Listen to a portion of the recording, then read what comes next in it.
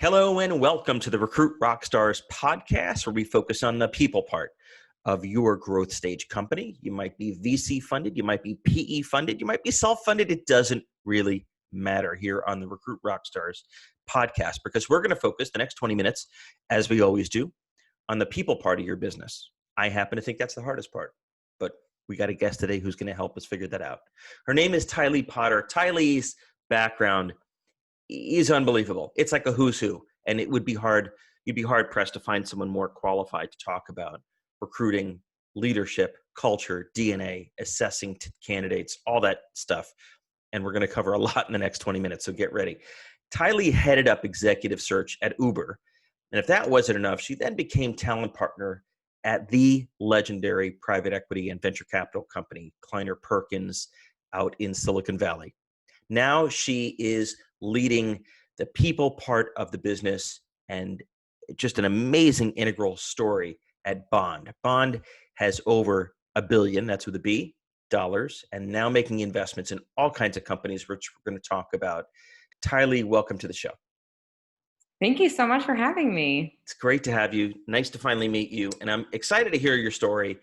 And I know you'll have pearls of wisdom because you've seen a lot. You've seen this movie over and over and over in really what I think is ground zero for the talent shortage, which is Silicon Valley. So before we kind of get into all that, maybe just give us 60 seconds on Bond and kind of what the investment thesis is, what kind of companies you invest in. Yeah, definitely. So Bond spun out from Kleiner. So our partners were all previously at Kleiner Perkins. And essentially what we did is continuing on with our focus on investing in growth companies. So we look at a lot of the industry leaders from various different backgrounds and regions, quite frankly. So we don't invest just in North America, we invest globally in focusing on consumer brands and enterprise brands that are really changing everyone's way of life through technology. Very disruptive companies.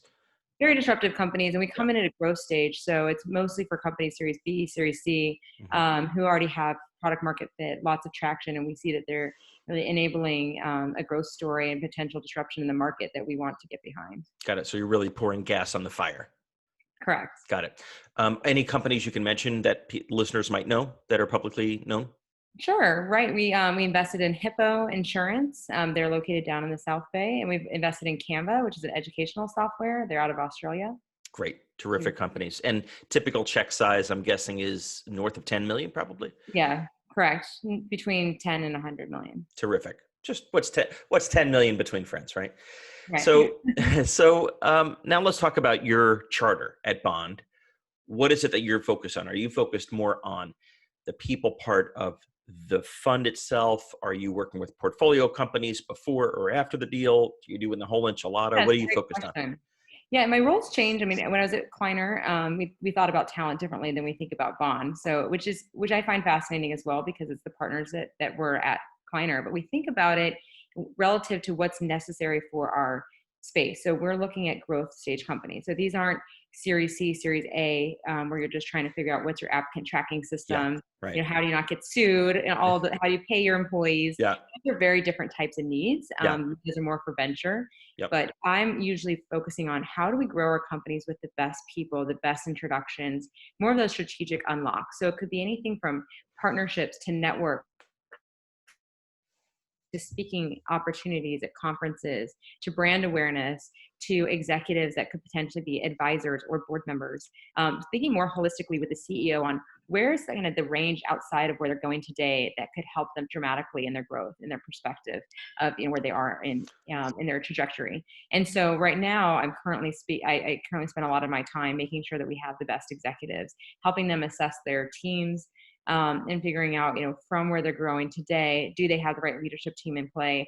Where are the potential areas that we're going to want to grow in the future, whether that's a new area of the business or up-leveling positions, and helping them make those enhancements to the business to be able to continue growing. Got it. So you're really looking to make an impact on these businesses with game-changing type of hires. Right. And introductions. And introductions, yeah. Right. They're not always going to be full-time employees, but we use them a lot for advisors and board members and just general networking, which is great. Got it. You've been at this game a long time. Not that long, but pretty long. What have you mentioned this phrase, the best talent, the best hires, and people throw that around like it's nothing. And I'm curious, what have you learned about what is the best talent or the best hire? I know it varies from company to company, but are there any markers or any DNA that are almost universal, regardless of the kind of company, the industry, the geography, or is it really case specific? Yeah, my position on this has changed a lot. I've had some great hires and I've had some bad hires, and I've We had all some have. great hires who were bad hires in a Yeah. certain company. And I think it really does depend on your company. It depends on on what are you looking to achieve, and how soon. So I'll tell you a couple examples. Like I think if you hire the right person in the right company. For instance, if you hire somebody, if you're 10 people and you hire a Google executive, you're going to be overspending Yeah. and under expecting. And I think the challenge is you have to find the right person for the size that you're at this time.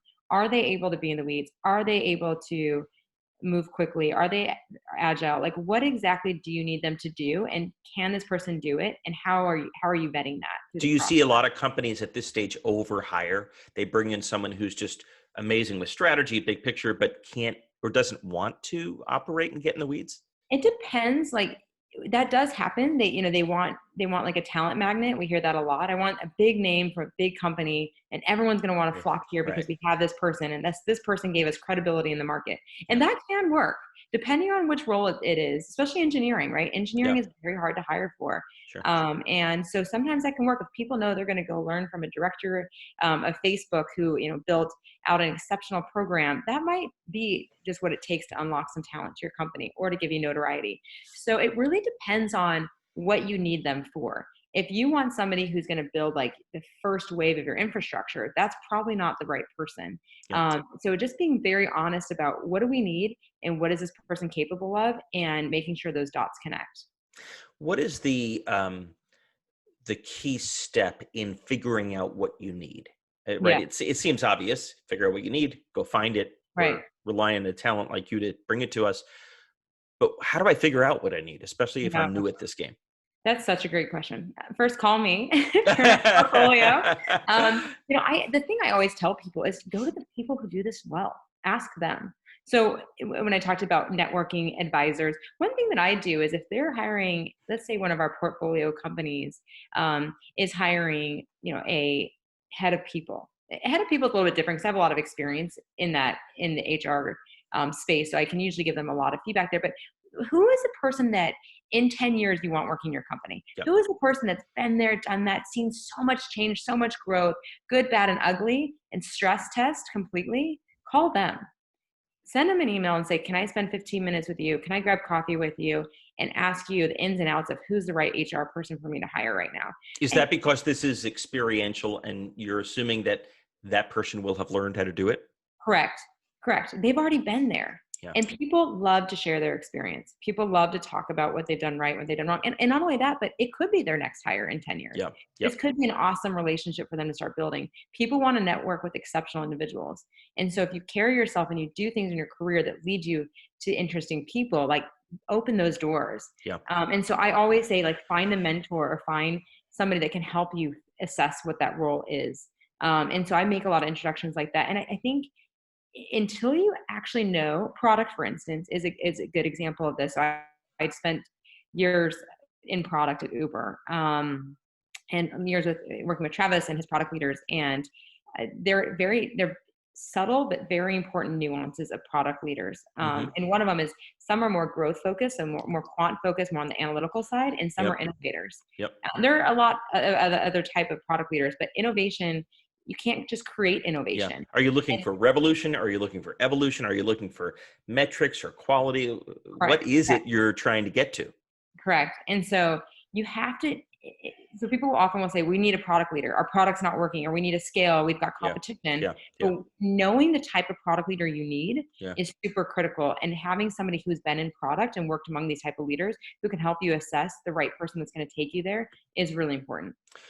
What do you do if the vision or if there's a difference of opinion Mhm. between the CEO or just the leadership team and the board and investors, and there's just two different opinions on what's needed? Should you defer to the CEO because that person, he or she, has to own the hire? Should you defer to the investors and the board because maybe they've been there before, seen it, done it before?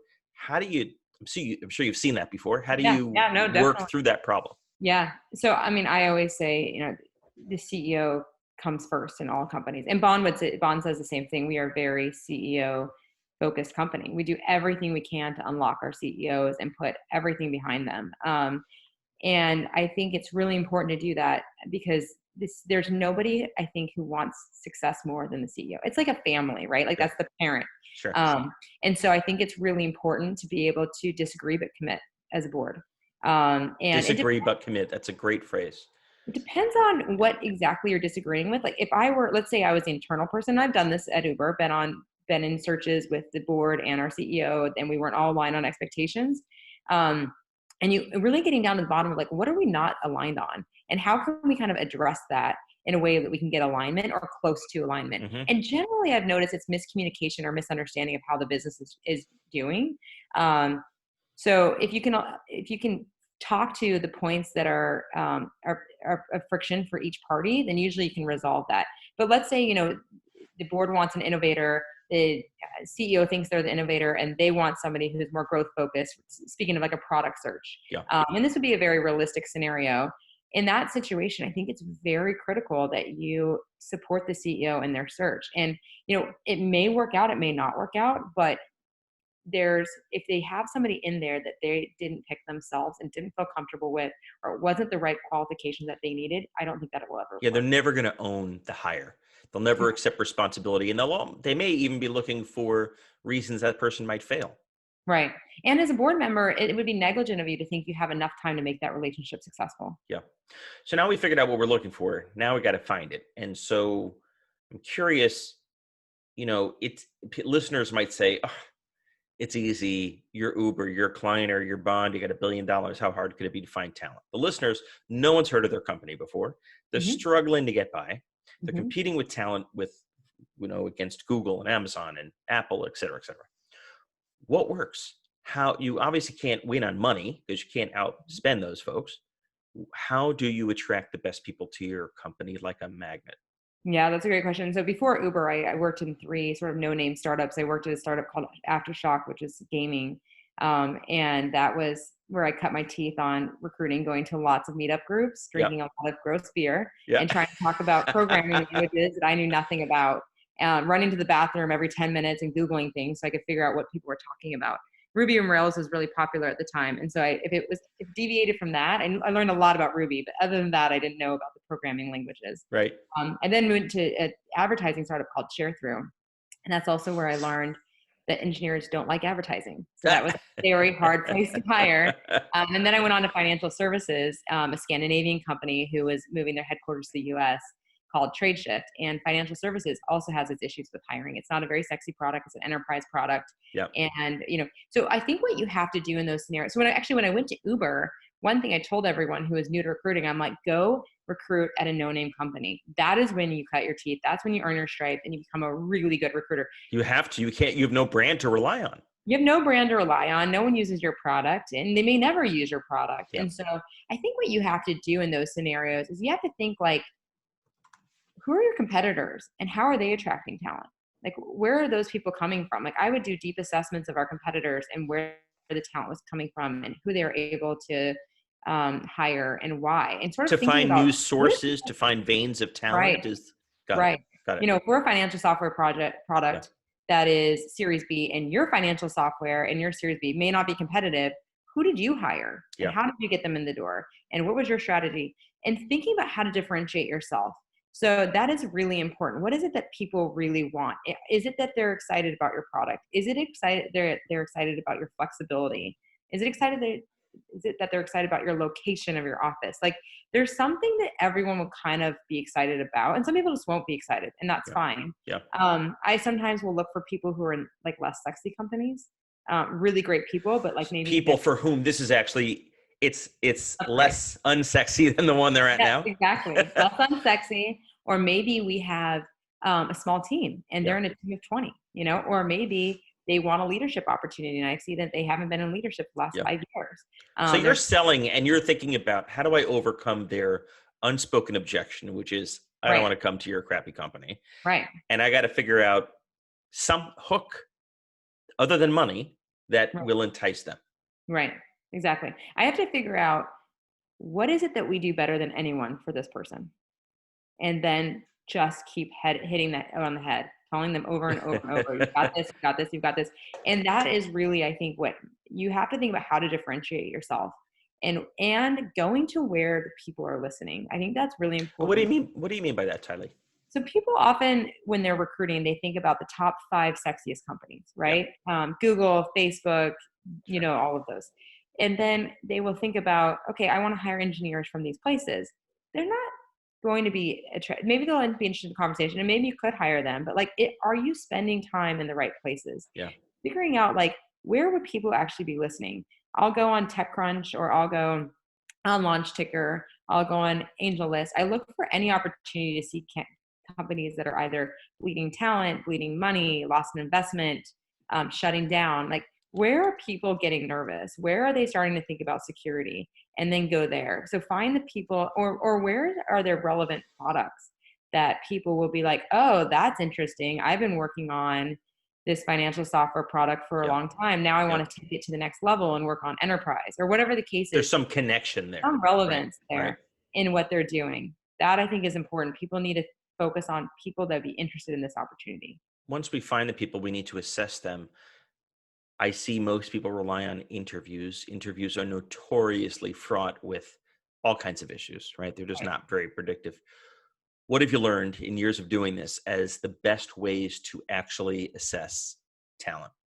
Yeah, we changed our program probably year 1 for me at Uber. We had what we call, and we actually borrowed some of it from one of our executives' previous Amazon days, and it's called Bar Raisers.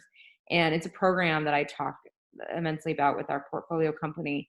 Bar Raisers in itself is just having essentially like a quorum of individuals who sit within each interview, and they help assess whether or not somebody's a good fit for Uber, and making sure that we keep a high bar every time. And then if we discount, or if we disqualify somebody, we disqualify them for reasons that make sense within the scope of the role.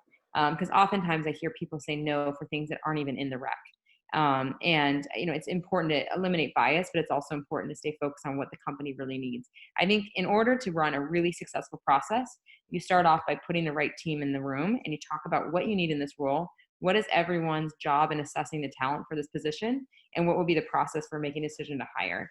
And when everyone has that clarity, everyone understands the need, they understand the scope, and they understand their role in contributing to the assessment of this individual, which also eliminates redundancy. You'll have a very seamless process, and it'll be very obvious who your hire is going to be. Beyond interviews, uh, are there other methods that you have found to be more predictive of how the candidate's going to do on the job?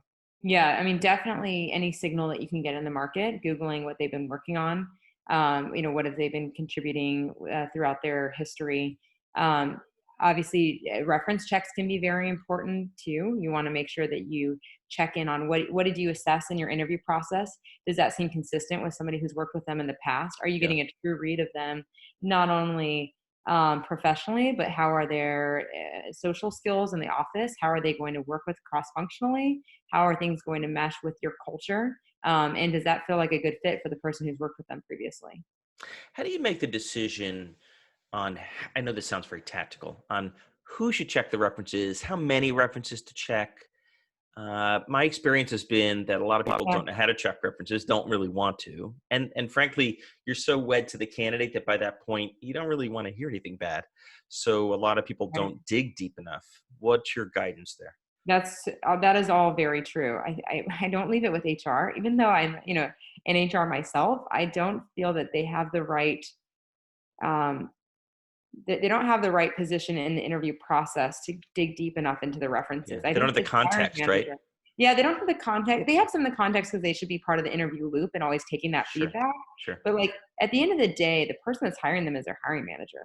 That's the person that's putting in all of their emphasis on their success. So if that's the case, that person really needs to dig deep with their references and making sure that they're completely comfortable that this is the person they want to hire. And you're not going to get glowing. I mean, the best references are actually the ones where you don't get all glowing Yeah, references. and you learn something You about the get an person. assessment of who the person is, Right. Sometimes when I get all glowing references, then I don't feel like I actually did anything. Yeah. I don't know who this person is because no one is perfect. Right. And You so just that's haven't found it, right? You haven't right. found the I person. haven't been talking to the right people yet. Yeah.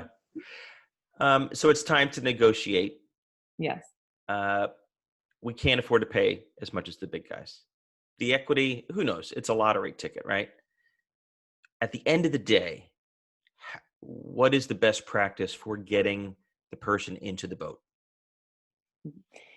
So I always try and start negotiating salary earlier on. So no one's surprised at the very end. It's the worst when you get to give them Yeah. them an offer and they laugh or Yeah. they're annoyed or whatever the case is. Yeah. Any scenario, I've been through it. Yeah.